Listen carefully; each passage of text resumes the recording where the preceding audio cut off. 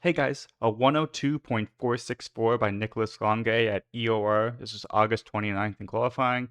Got pulled and went on to win the race. Look at how fast his middle sector was compared to Brendan Lee. 3.5 tenths over his track guide. Again, it's a really good lap. Let's show you where to brake and everything. So looking at turn one, past the 100-meter board. So I would say as the back of the car gets to the 100-meter board, brake hard into the turn, fourth gear. Notice how he gets on throttle before he's at the apex. Then a lot of apex curb here. Now, I think he's actually touching the brake maybe a tiny bit here, so you don't want to be doing that. But one thing about his driving style, and then, obviously get on the outside here. He's really good at trailing into the apexes of corners. He's really smooth, and he doesn't like press back more on the brakes, but he drops the brakes really precisely.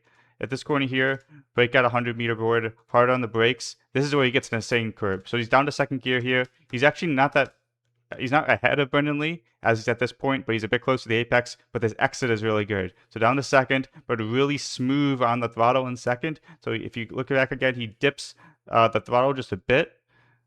So here, see, he just dips the throttle a bit and gets more on throttle. Then starts ERS, DRS here. Look how much faster he was than Brendan Lee up to this point. So that they're at the same point at the apex, but by the time they get to that banner up there, he's way ahead. Okay, ERS mode, drain the battery here. Next corner, look at the 100-meter board.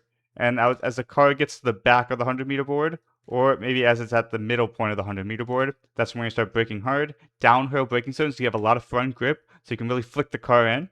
So you're down to third gear, you want to get a bit on this curb here. Again, if you want to look at his trail braking, he keeps a little bit of brake pressure all the way to the apex, helps get good rotation, big throttle jump, of course, all the esports drivers are doing that. Get up here. Now right here, you want to be, as you're past the 50-meter board, the rear of the car, you want to be really patient here, and it's a little tap of the braking. Tap 5%, but it's not just one tap. It's a bit of a tap and a hold, like Silverstone T4, like some of the corners I've talked about. You want to be patient here, get the car turned in, then a big jump on throttle. You don't want to have to jump and then get off the throttle. But really good right there. Here's where you have a bit of a mistake here. So here you want to lift. You want to lift a little bit more than what he did. He lifts about 50%. He hits like a bump, he says, around here, imaginary bump, and it throws the car off. So you want to be tighter here. You want to be close to this curb here, and so you don't have to run as wide. Obviously, you can do it, still be fast, but it'd be better if you're a little tighter there. But you're getting really good middle sector there.